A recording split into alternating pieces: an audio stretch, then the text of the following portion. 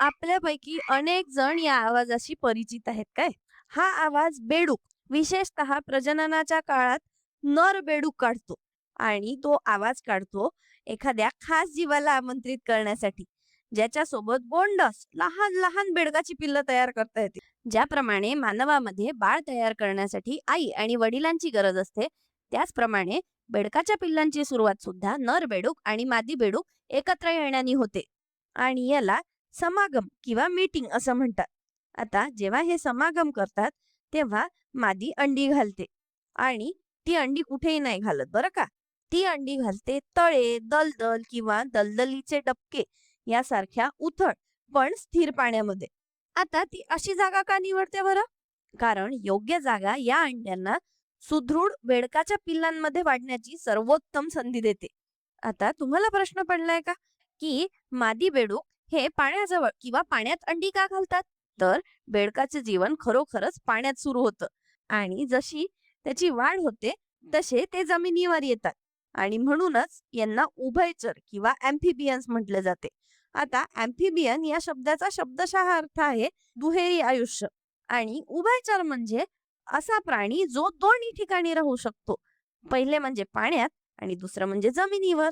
तर बेडूक हे दोन्ही करू शकतं आणि हीच गोष्ट त्यांना खऱ्या प्रकारे उभयचर बनवते. तर ही मादी बेडूक शेकडो अंडी घालते, जी जेलीच्या बुडबुड्यांसारखी दिसतात आणि ही जेली त्यांचं संरक्षण करण्यामध्ये मदत करते आणि ही अंडी ती पुंजक्यांमध्ये घालते आणि बेडकांच्या अंड्यांच्या समूहाला स्पॉन म्हणतात. आता अंडी घातल्यानंतर नर बेडूक त्याचं काम करतो.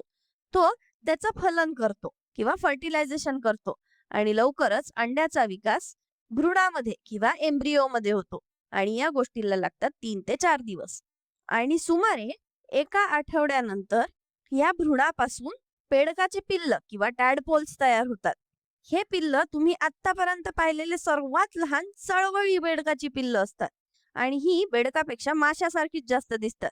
आता हे नुकतंच बाहेर पडलेलं बेडकाचं पिल्लू भ्रूणाचा उरलेला भाग खातो आणि तो त्यांच्या जलद वाढीसाठी त्यांचं पोषण करतो. आता जर तुम्ही या पिल्लाकडे बारकाईने पाहिलं तर तुम्हाला ते असं काहीसं दिसेल काय. आता या रचना दुरून हातासारख्या दिसत असल्या तर त्या तशा नाही आहेत.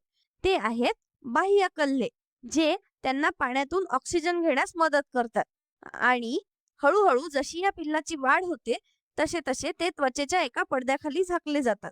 पण या पिल्लाची पूर्णपणे वाढ होईपर्यंत हे कल्ले नाहीसे होत नाही.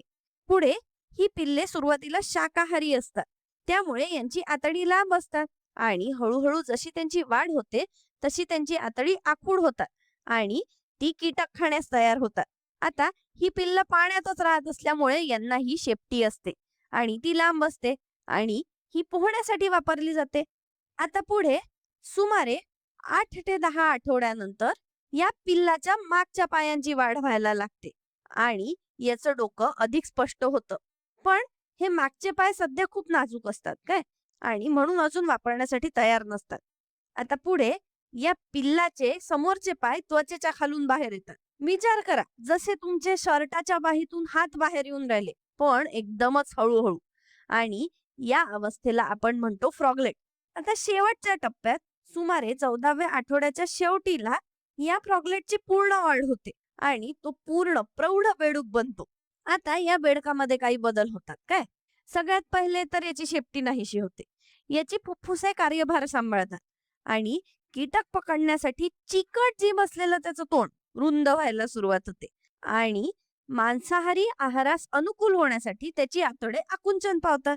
आणि शेवटी बेडूक पाण्यातून बाहेर उडी मारून जमिनीवर आपले जीवन सुरू करायला तयार होतो.